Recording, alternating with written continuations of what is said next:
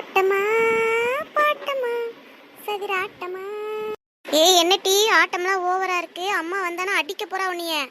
தான் போடி, நானே செம்ம ஜாலி மூட்ல இருக்கேன். இப்போ என்ன டீ உனக்கு திடீர்னு ஜாலி மூட் வந்துருச்சு? அது எதுக்குடி நான் உன்கிட்ட சொல்லணும். சதான் போடி.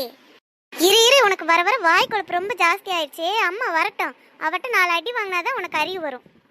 சதான் போடி. சப்பு முக்கி பெருசா அட்வைஸ் பண்ண வந்துட்டா. பெரிய இவளாட்டம். டீ சொன்ன சப்பு முக்கியம். வாய் கொழுப்பு ரொம்ப கூடி போச்சுல்ல உனக்கு.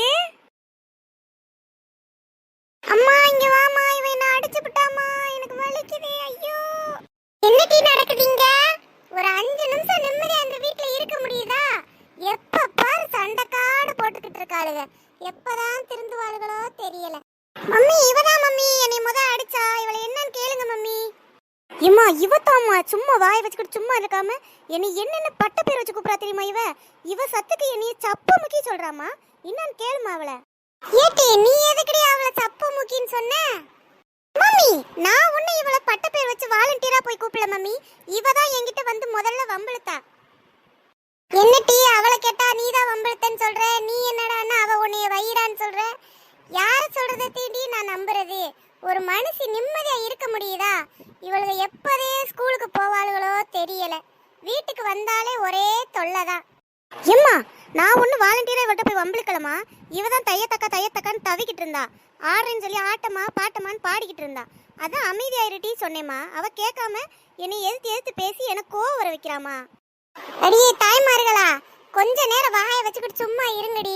உங்க மல்லு கட்டுத்திக்க எனக்கு நேரம் இல்லை. இங்கே அடுத்த நேரம் என்ன பாடுன்னு யோசிச்சு செஞ்சு வைக்கங்குள்ள எனக்கு படாத பாடா இருக்கு. இதுல உங்க தொல்லை வேற பெரிய தொல்லையா இருக்குடி. மதியான சாப்பாட்டுக்கு என்ன செய்ய நான் யோசிச்சுக்கிட்டு இருக்கேன். இவளுகளுக்கு என்னன்னா அடிபடி சண்டையா இருக்கு. இவளோட தொல்லை எப்பதான் ஓயுமோ தெரியல. ஆடுதே கழுத மாதிரி வளர்ந்துருக்காளுகளை தவிர அறிவு கொஞ்சம் கூட வளரவே மாட்டேங்குது. இங்க இருக்கடி, இப்ப நான் வெளியில போக போறேன். போயிட்டு வர்றப்ப அமைதியா இருக்கணும். 2 பேரும் ஒன்னா உட்காராம தனித்தனியா உட்காந்து என்ன செய்வீங்களோ பண்ணிய மேப்பீங்களோ தெரியாது. வரும்போது ஏதாவது சண்டை சத்தம் கேட்டுச்சு விளக்கமாறு பிஞ்சு போகும். பிஞ்சு சொல்லிவிட்டே. ஆமா mummy mummy 1 minute mummy 1 minute. இப்ப என்னடி உனக்கு என்னை நிம்மதியாவே இருக்க விட மாட்டியாடி? என்னடி சொல்லி தொலைடி. மம்மி எங்க ஃப்ரெண்ட்ஸ் எல்லாம் சேர்ந்து ஒரு டூர் போலான்னு பிளான் பண்ணியிருக்கோம் மம்மி. எங்களுக்கு ஆஃப் இயர்லி லீவ் முடிய இன்னும் 10 டேஸ் இருக்குல்ல. இந்த 10 டேஸை சூப்பரா செலிப்ரேட் பண்ணலான்னு பிளான் பண்ணியிருக்கோம்.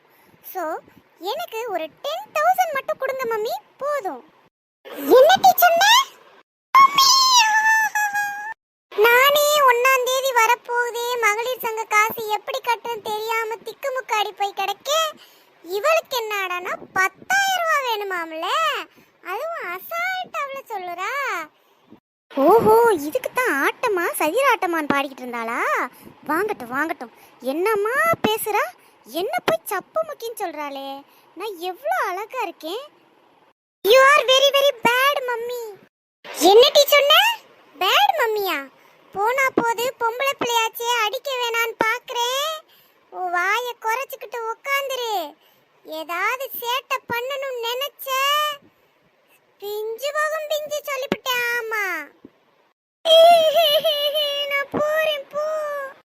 இம்மா விடுமா, நீ டென்ஷன் ஆகாதம்மா. உனக்கு பிபி எதுவும் வந்துட போகுது. பாரு டீச்சோனி இவள வீட்டோட கஷ்டத்தை கொஞ்சமாவது புரிஞ்சுக்கிடாளான்னு பாரு. எப்படி சாதாரணமா 10,000 ரூபாய் டூர் போறதுக்கு வேணும்னு கேக்குறா. நான் எங்க இருந்துடி கொண்டு வருவேன்? அம்மா நீ ரொம்ப டென்ஷன் ஆகாத. வா கொஞ்ச நேரம் வந்து உட்காந்து ரெஸ்ட் எடு. வா வந்து கட்டில உட்காரு. ஏம்மா இங்க பாருமா, இதுக்கெல்லாம் போய் நீ இவ்வளோ டென்ஷன் ஆகாதம்மா. அவ சின்ன பிள்ளை, அவளுக்கு என்னம்மா தெரியும். விடு, நான் சொல்லி அவளுக்கு புரிய வைக்கிறேம்மா. என்னடி சோனி உங்களை புரிஞ்சுக்கவே முடியலையேடி. இப்போதே 2 பேரும் எலியும் பூனையுமா சண்டை போட்டு தெரிஞ்சிய. இப்போ என்னடானா ஏன் தங்கச்சிக்கு நான் சொல்லி புரிய வைக்கேங்கிற. புரிஞ்சுக்குவாளாடி அவ? ஏம்மா அதெல்லாம் அப்படித்தாம்மா. அக்கா தங்கச்சின்னா அடிச்சுக்குவோம் கூடிக்குவோம். இதெல்லாம் எங்களுக்குள்ள நடக்கிறது தாம்மா. நான் சொன்னா அதெல்லாம் பக்குவமா சொன்னா அவ புரிஞ்சுப்பா. நீ கவலைப்படாம இருமா. பொறு, நான் போய் அவளை இப்பயே சமாதானப்படுத்தி கூப்பிட்டுட்டு வரேன். சரிடி சோனி, அவளை சமாதானப்படுத்தி வை. அம்மா பக்கத்துல இருக்க கடை வரைக்கும் போயிட்டு வரேம்மா. காய்கறி எல்லாம் வாங்க வேண்டியதா இருக்கு. நான் போயிட்டு வரேன். அதுக்குள்ள அவளை சமாதானப்படுத்தி வை. பாவம் சின்னவ எவ்வளோ ஃபீல் பண்ணியிருப்பா. ரொம்ப ஹாப்பியாக வந்து டான்ஸ்லாம் ஆடிக்கிட்டு இருந்தா. இப்போ போகக்கூடாதுன்னு சொன்னோன்னே எவ்வளோ ஃபீல் பண்ணிக்கிட்டு இருப்பா. சரி போய் பார்ப்போம் என்ன செஞ்சுக்கிட்டு இருக்கான்னு தெரியாலையே. சுசி, என்ன டீ என்னை அம்மா அடிச்சுட்டாளேன்னு சந்தோஷப்பட்டு என்னை குத்தி காமிக்கலான்னு வந்திருக்கியா? என்ன சுசி இப்படி பேசுற? நம்ம என்னதான் சண்டை போட்டாலும் நீ ஒரு கஷ்டப்பட்ட அக்காவால தாங்கிக்க முடியுமா சொல்லு. என்ன டீ அம்மா அடிச்சது ரொம்ப வலிக்குதா? ஆமா சோனி, ரொம்ப வலிக்குது. அம்மாவுக்கு என்னைய பிடிக்கவே இல்லை போல, அதனாலதான் இப்படி என்னை அடிக்கலாம் செய்யறாங்க. இல்ல சுசிமா, நீ தப்பா புரிஞ்சிட்டு இருக்க. நம்ம அம்மாவோட இடத்துல இருந்து யோசிச்சு பார்க்கணும்ல. பாவம் அவங்களே மகளிர் சங்கத்துக்கு கூட காசு இல்லைன்னு சொல்லி புலம்பிக்கிட்டு இருக்காங்க. நீ அவங்க கிட்ட போய் 1000 ரூபா அதுவும் 10,000 ரூபா கேட்டீங்கன்னா எப்படிமா தருவாங்க? அதையும் நம்ம கொஞ்சம் யோசிக்கணும்லடி. நீ சொல்றதும் சரிதான் சோனி, நான் தான் கொஞ்சம் ரொம்ப ஆசைப்பட்டேன்னு நினைக்கிறேன். ஆனா என் ஃப்ரெண்ட்ஸ் எல்லாம் என்னை இப்ப கிண்டல் பண்ணுவாங்களே, அதை நினைச்சாதான் எனக்கு ரொம்ப கஷ்டமா இருக்கு. சேச்சே, நீ அதெல்லாம் நினச்சி ஃபீல் பண்ணவே கூடாது சுசி. அப்படி இருக்கிற ஃப்ரெண்ட்ஸ் எல்லாம் நல்ல ஃப்ரெண்ட்ஸாகவே இருக்க மாட்டாங்க. நமக்கு உண்மையான ஃப்ரெண்ட்ஸ் எப்படி இருப்பாங்க தெரியுமா? நம்ம கஷ்டப்பட்டா அதை அவங்களும் பகிர்ந்துக்கணும் தான் நினைப்பாங்க. ஒருத்தரை பார்த்து ஏளனமாக பேசுனாங்கன்னா அவங்க உண்மையான ஃப்ரெண்ட்ஸாகவே இருக்க முடியாது சுசி. முதல்ல அப்படி இருக்கிறவங்கள பார்த்து ஒன்றை நீயே தாழ்வா நினைக்கிறத நிப்பாட்டி கொடி. இது நமக்கு நல்லதே இல்லை. நீ சொல்கிறதும் சரிதான் சோனி, அவளுவெல்லாம் அப்படி தான் கிண்டல் பண்ணிகிட்டே இருப்பாளுவ.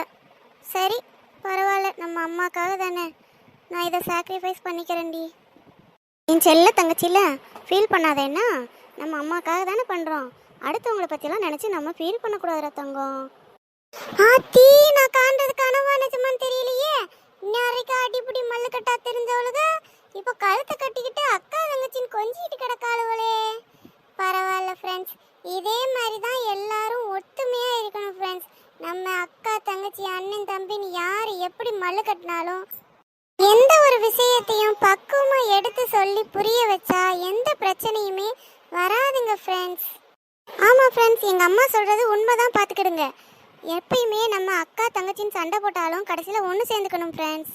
அதையே நம்ம பெருசாக எடுத்து பெரிய பிரச்சனையாக நினைக்கக்கூடாது. நீங்களும் எப்பயாச்சும் அக்கா தங்கச்சி கூட உங்களோட அக்கா தங்கச்சி கூட சண்டை போட்டிருக்கீங்களா?